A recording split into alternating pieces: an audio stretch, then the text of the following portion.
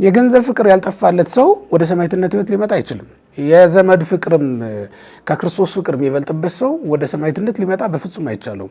ልጅ፣ ሚስቴ፣ አባቴ፣ እናቴ እያለ እዛው ነው የሚቀረው። እንደውም ተስማምቶ በሃይማኖት ከማይመስሉት ሰዎች ጋር ሁሉ ሃይማኖቱ እየተሰደበ እየተነቀፈ ሃይማኖቱ በየቀኑ እየጠፋ ተስማምቶ ሁሉ ሊኖር ይገደዳል ማለት ነው እና ሰማዕትነት በቤተክርስቲያን በጣም ቤተክርስቲያን እንድትሰፋ ያደረጋት የሰበካት በየቦታው የገለጣት ሰማዕትነት ነው። በሰማዕትነት ነው እዚህ ድረስ የደረሰችው።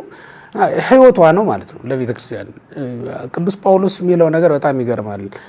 በእርግጥ ከዳዊት ነው የተጠቀሰው በሮሜ ምዕራፍ 8 ቁጥር 35 ላይ ስላንተ ቀኑን ሁሉ እንገደላለን እስመ በእንቲአሁ ይቀትሉነ ኩሉ አሚረ ነው የሚለው። ስለሱ ቀኑን ሁሉ እንገደላለን ነው የሚለው። እንደሚታረዱ በጎች ሆነ ነው የሚለው። የፋሲካ የልደት በዝተው የሚታረዱ በጎች አሉ አይደል? በየቤቱ በየደጁ የሚታረዱ ናቸው። ሰማዕታትም ልክ እንደዛ ናቸው። ያልተገደሉበት ቦታ የታለ? ሮም ነው ሰማዕታት ያልተገደሉበት፣ ግሪክ ነው ሰማዕታት ያልታረዱበት፣